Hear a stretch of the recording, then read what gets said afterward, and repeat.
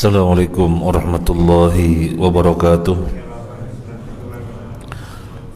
Bismillah walhamdulillah wassalatu wassalamu ala rasulillah wa ala alihi wa ashabihi wa mawalah wa la hawla wa la quwwata illa billah.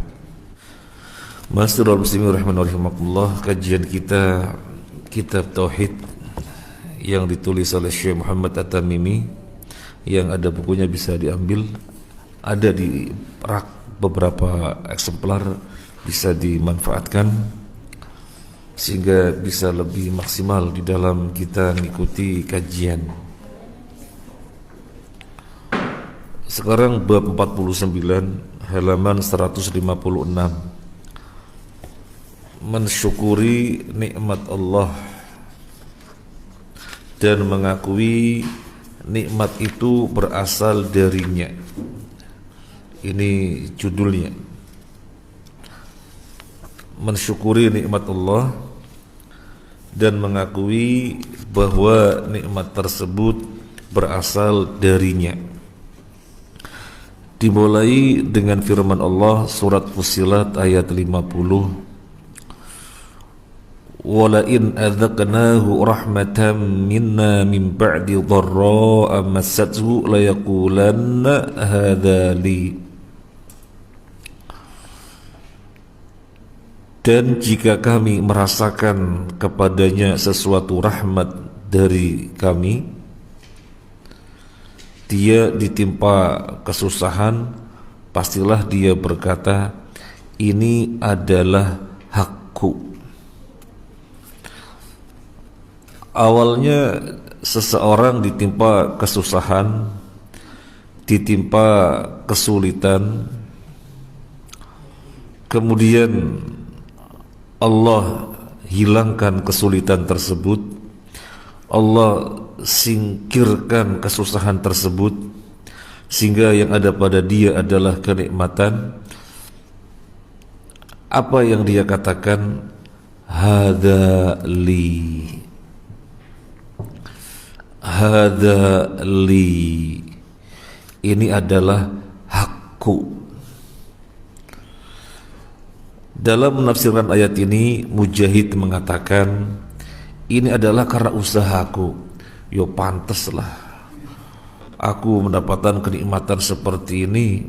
Ya memang ikhtiarku mengharuskan demikian. Ikhtiarku maksimal.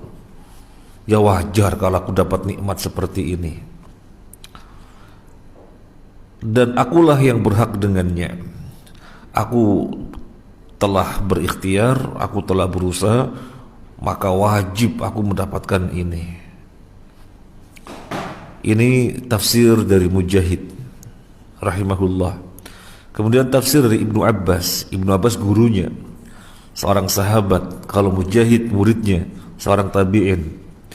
Tafsir dari Ibnu Abbas, hadza li, ini adalah hakku. Apa maksudnya? Ini dari diriku sendiri. Jadi aku mendapatkan kenikmatan seperti ini, aku mendapatkan kenyamanan seperti ini. Yo pantas aku pinter, yo pantas karena memang aku ahli. Ya wajar aku mendapatkan seperti ini. Jadi dia tidak memandang bahwasanya itu adalah anugerah dari Allah. Dia tidak memandang bahwasanya itu adalah anugerah dari Allah, tetapi menyadarkannya kepada dirinya sendiri, menyadarkan kepada upayanya.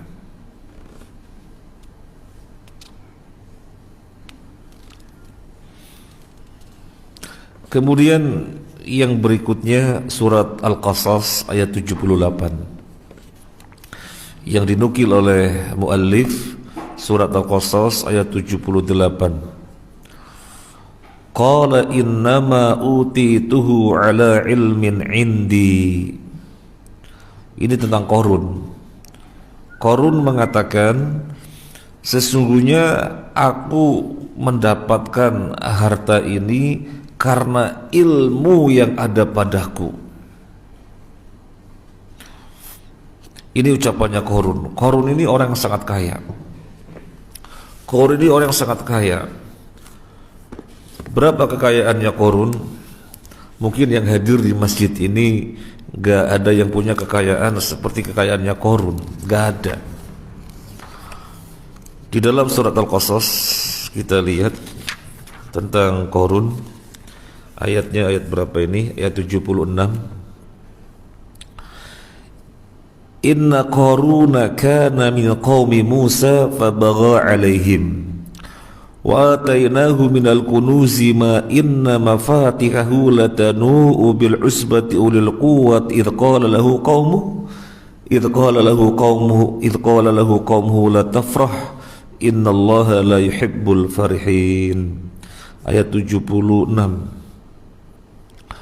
Sesungguhnya Qarun adalah kaumnya Nabi Musa. Jadi dia orang yang hidup ketika nabinya adalah Nabi Musa. Tapi dia berbuat zalim terhadap kaumnya. Allah telah menganugerahkan kepada Qarun harta yang sangat banyak, yang kunci-kuncinya sangat berat dipikul oleh sejumlah orang yang kuat-kuat. Jadi kunci-kuncinya saja, kuncinya bukan emasnya, bukan kekayaannya, kuncinya saja sangat banyak dan tidak bisa dipikul kecuali oleh sejumlah orang yang kuat-kuat. Kuncinya Bapak Ibu bisa kita angkat sendirian, bisa digini-ginikan, karena mungkin 1, 2 atau 10. Jadi kuncinya Qarun sangat banyak sekali, sehingga tidak bisa diangkat kecuali orang yang kuat-kuat. Ketika itu kaumnya mengatakan kepada dia, la tafrah, jangan sombong. Sesungguhnya Allah tidak menyukai orang-orang yang sombong. Apa kata Qarun? Nah ini yang dinukil di buku ini. Qala innama utituhu ala ilmin indi. Oh, aku dapatkan semuanya ini karena aku ahli, karena aku pintar, karena aku memiliki spesifikasi di bidang ini. Wajar aku mendapatkan semuanya. Jadi tidak memandangnya sebagai anugerah dari Allah, tetapi disandarkannya kepada usahanya sendiri, kepada kepintarannya sendiri. Tentang ini Imam Qatadah mengatakan, ala ilmin minni biwujuhil makasib fayakunul ilm a'idan ala al-insan ay anani alim biwujuhil makasib wala fadli haddin alayya fima utitu wa innamal fadli. Imam Qatadah tentang ucapannya Qarun di dalam Al-Quran ini mengatakan, aku memiliki segala aspek tentang job-job. Aku memiliki segala aspek tentang pekerjaan-pekerjaan, sehingga aku benar-benar menguasai. Maka sesungguhnya keutamaan ada pada diriku. Ya wajar aku mendapatkan semuanya ini.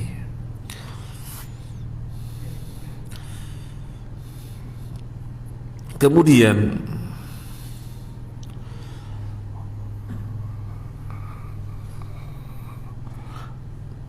makna yang kedua, ala ilmin minallah anni lahu ahlun fayakunu bidzalika mudillan ala Allah wa annahu ahlun wa mustahiqun li ayyan amallahu alaihi wal ilm huna a'id ala Allah ay utitu hadha syai' ala ilmin minallah anni mustahiqun lahu wa ahlun lahu. Yang kedua, aku dikasih ilmu oleh Allah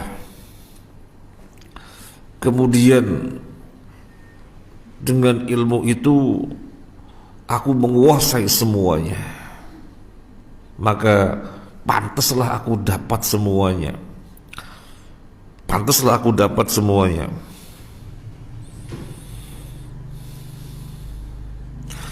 Dua-duanya tidak baik. Yang pertama, dia menyandarkan bahwasanya semua itu karena ilmunya, karena dirinya memiliki ilmu tersebut. Yang kedua juga tidak baik. Kenapa? Ya sudah wajar, karena pinter ya mendapatkan, jadi tidak dipandangnya sebagai anugerah. Maka semuanya itu adalah bentuk pengingkaran tentang nikmat dari Allah, jadi disandarkan kepada dirinya. Kemudian yang berikutnya, diriwayatkan dari Abu Hurairah radhiyallahu an, ia mendengar Rasulullah sallallahu alaihi wasallam bersabda tentang apa? Tentang 3 orang dari Bani Israel, Abros, Aqra, dan A'ma. Abros artinya orang yang punya penyakit lepra. Aqra orang yang botak, bukan botak karena gundul, botak karena penyakit dan menjijikan. Yang ketiga A'ma, orang yang buta. Nabi mengisahkan, datanglah malaikat kepada si lepra.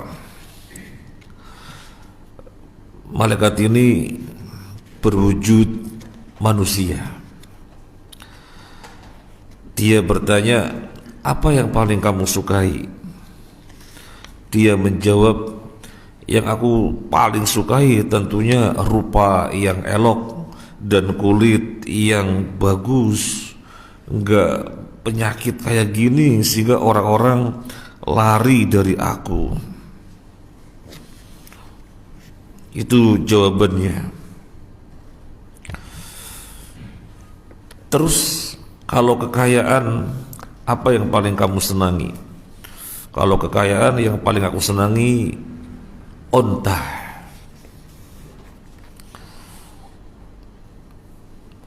Kemudian malaikat ini berdoa,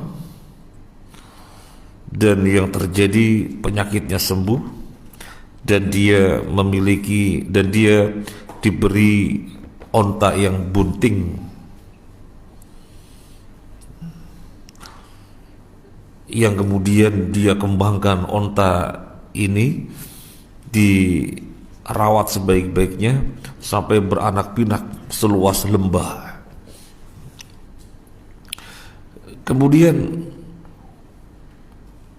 malaikat datang kepada orang yang kedua. Siapa yang kedua? Si botak. Apa yang paling kamu sukai? Dia jawab, rambut yang bagus. Gak kayak gini aku botak, orang-orang pada jijik padaku. Bukan botak yang normal ya, malah orang-orang senangnya sekarang kan dibotak, bukan itu, tapi penyakit ya, penyakit.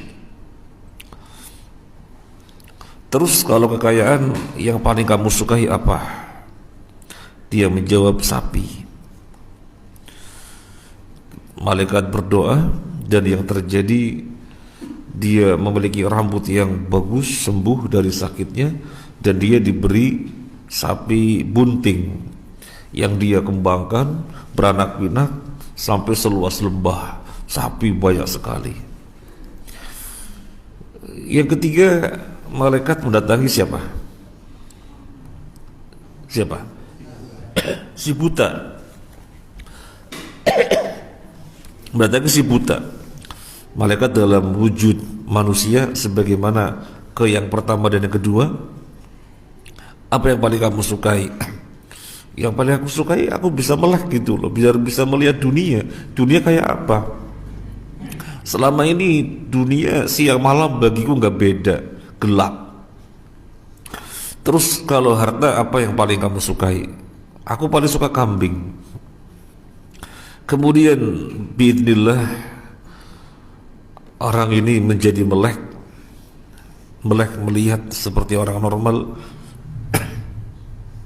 dan diberi kambing bunting yang kemudian dia kembangkan sehingga beranak pinak sebanyak lembah, banyak sekali.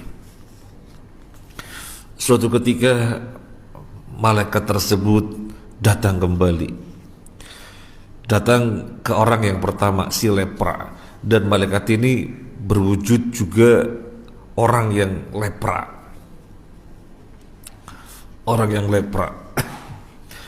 Dia datang, wahai Tuhan, aku ini musafir yang kurang bekal. Berilah aku satu onta saja. Kurang lebihnya demikian. Kita gak bacakan persisnya ya, maknanya kurang lebih demikian. Satu onta saja biar aku bisa melanjutkan perjalanan. Dia menjawab, apa? Gak ada urusan, saya lagi sibuk. Gak ada urusan, saya lagi sibuk. Beri aku satu saja. Dia tetap menolak. Kemudian apa yang terjadi?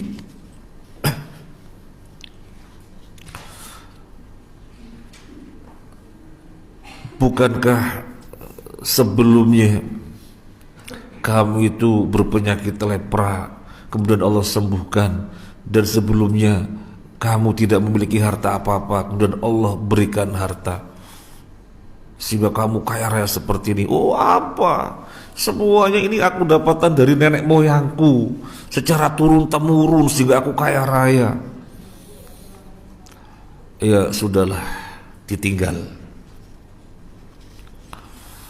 Kemudian datang ke orang yang kedua, juga dalam wujud botak, sama mengatakan, aku ini musafir kurang bekal, kiranya bisa dapat satu kambing saja biar aku bisa melanjutkan perjalananku.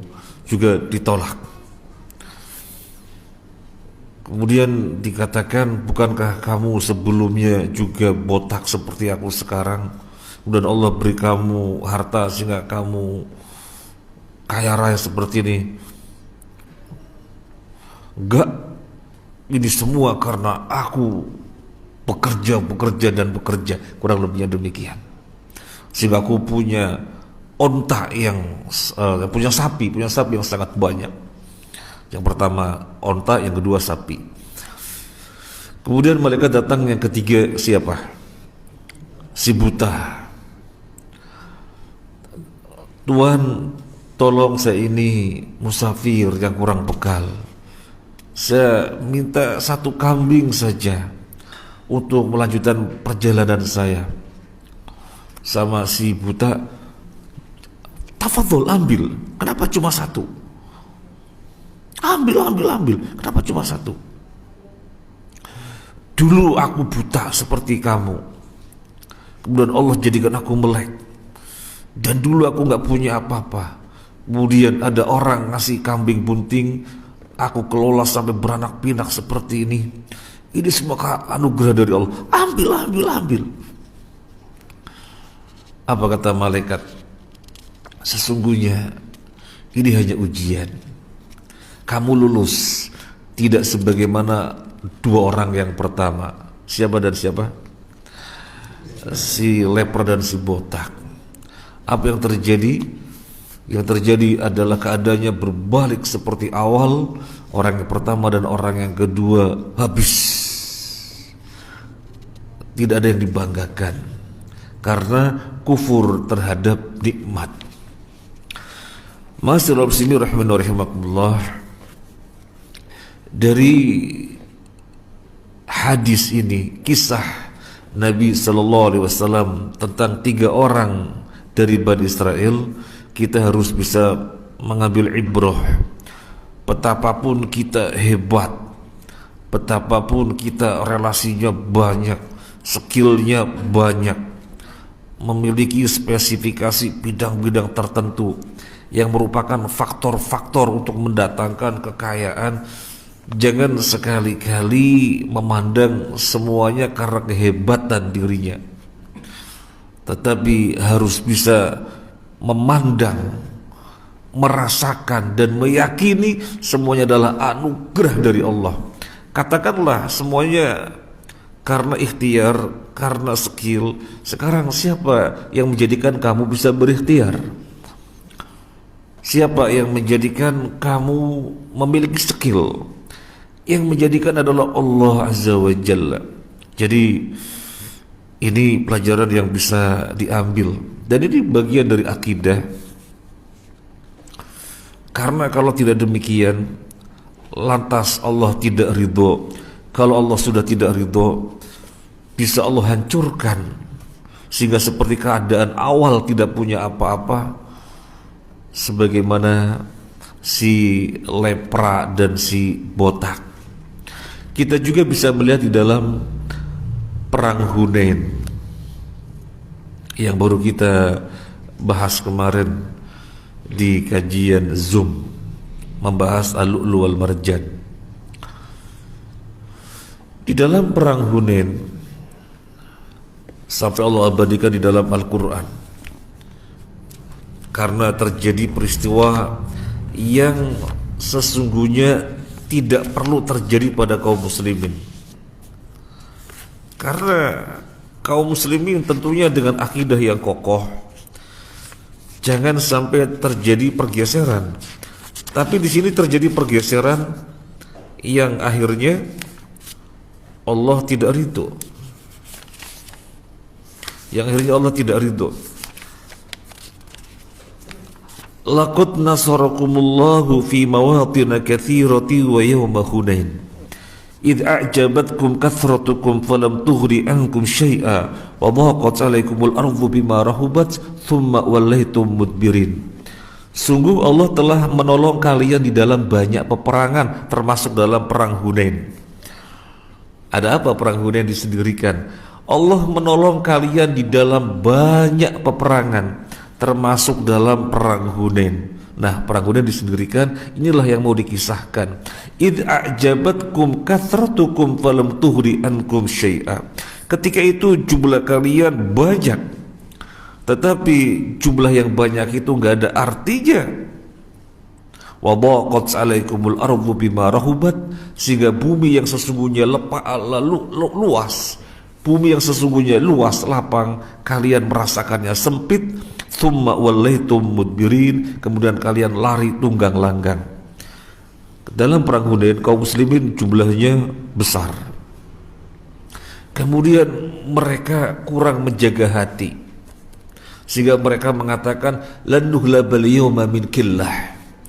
Gak mungkin kami dikalahkan oleh musuh yang tidak banyak, yang cuma sedikit. Lan nuhlabal yawma min killah. Gak mungkin kami dikalahkan, jumlah kami besar. Oh, congkak dengan jumlah yang besar, tidak menjaga akidah, tidak mengkontrol hati, sehingga terjadi pergeseran, menyandarkan kemenangan, kekuatan kepada jumlah yang besar.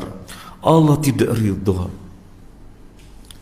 akhirnya menjadi kecil nyalinya, sehingga merasa sumpah menghadapi musuh, lari tunggang langgang. Kemudian yang berikutnya, thumma anzalallahu sakinatahu ala rasuli wa ala al-mu'minin wa anzala junudan lam tarawha wa 'adzaba alladhina kafaru wa dhalika jazaa'ul kafirin. Ini surat At-Taubah ayat 25 sampai 26. Kemudian Allah menurunkan ketenangan kepada Rasul dan kepada orang-orang mukmin. Orang-orang mukmin siapa? Para sahabat yang tidak congkak dengan jumlah yang besar, para sahabat yang tidak membangga-banggakan dengan jumlah yang banyak. Jadi dia jaga hati, dia kontrol hati, dia jaga akidah, jangan sampai bergeser. Bahwasanya kemenangan dari Allah, adapun kita sekedar wasilah, jumlah besar sekedar wasilah, sekedar sarana. Nah, orang yang tidak congkak ini Allah turunkan ketenangan sehingga terus berperang bersama Nabi, dan ketika itu Allah turunkan pertolongan, wa anzala junudan lam tarauha. Allah turunkan bala tentara yang kalian tidak melihatnya. Akhirnya kaum muslimin menang. Wa'adzabal ladzina kafaru. Allah mengadab orang-orang kafir, mereka ditimpa kekalahan. Jadi kaum muslimin di dalam perang Hunain dimenangkan karena apa? Jumlah yang besar atau karena akidah yang lurus? Bukan karena jumlah yang besar, mereka malah lari ngacir. Tetapi sedikit orang yang Allah tolong karena akidah lurus, menyandarkan kekuatan kemenangan dari Allah. Allah ridho. Nah, ini penting sekali, agar Allah ridho kepada kita, tidak dijungkir balikan sehingga terkikis keberkahan. Pandanglah bahwasanya apapun yang kita miliki daripada kenikmatan itu anugerah dari Allah. Anugerah dari Allah. Dan hikmahnya juga, kita tidak pernah sombong. Kita tidak pernah sombong. Ya, memang saya punya ini, punya ini, punya ini. Rumah gede, harta gede, mobil gede, istri gede, gitu ya. Jadi semuanya gede. Tapi ini dari Allah. Kalau Allah tidak kasih, saya juga nggak punya apa-apa. Jadi nggak gubede, nggak sombong. Yang kedua, ada hikmah. Seumpamanya suatu ketika berkurang karena suatu hal yang jelas Allah uji, dia juga tidak akan terlalu bersedih. Ya memang semuanya dari Allah. Awalnya saya juga nggak punya apa-apa. Jadi tidak stres. Kita berjumpa dengan seseorang dari Jawa Tengah. Waktu itu mampir ke yayasan. Kita mengetahuinya, beliau ini orang yang berada. Usahanya banyak. Tapi Allah uji sehingga bisa dikatakan habis. Apa kata dia? Dengan senyum dia mengatakan, ya dulunya juga saya nggak punya apa-apa. Ya mau apa lagi, sudah takdir. Dulunya juga saya nggak punya apa-apa. Masya Allah. Senyum, nggak stres. Termasuk juga kawan kita yang mengelola umroh. Ketika ada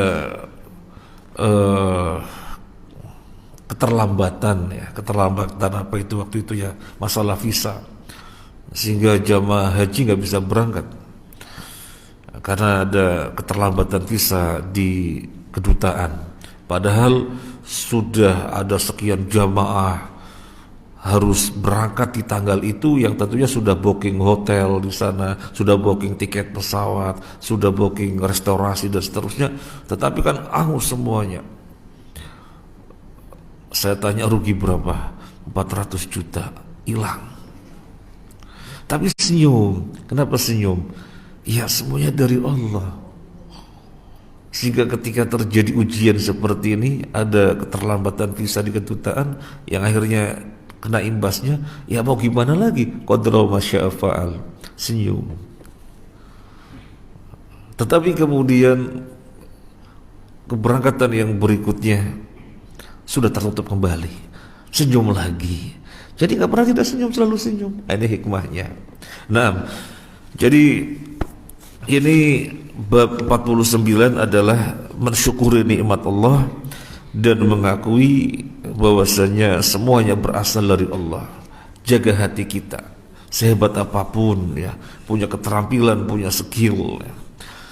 Sehingga kita juga hati-hati ketika menyampaikan kepada orang, ya kamu hidupnya segitu-gitu aja, kamu gak punya skill sih, kamu gak punya kepinteran sih. Ya betul, ucapan ini gak salah. Karena gak ada skill, gak ada kepinteran, ya segitu-gitu aja,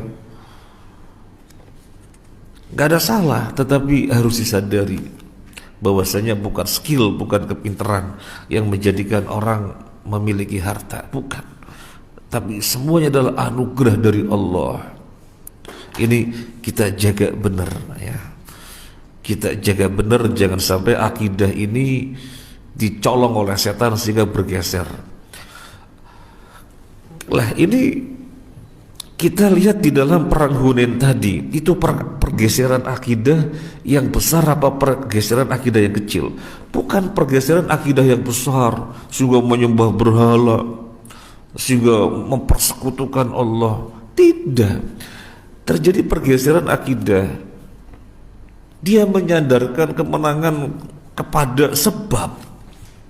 Kepada sebab. Musabibnya yaitu Allah yang menyebabkan, tertutup. Jadi pergeseran akidah yang kecil itu menjadikan Allah tidak ridho. Lalu bagaimana kalau pergeseran akidah yang besar? Waliyadzubillah. Terima kasih, semoga bermanfaat. Mohon maaf atas hal-hal yang kurang berkenan. Subhanakallahumma wabihamdika asyhadu an la ilaha illa anta astaghfiruka wa atubu ilaik. Assalamualaikum warahmatullahi wabarakatuh.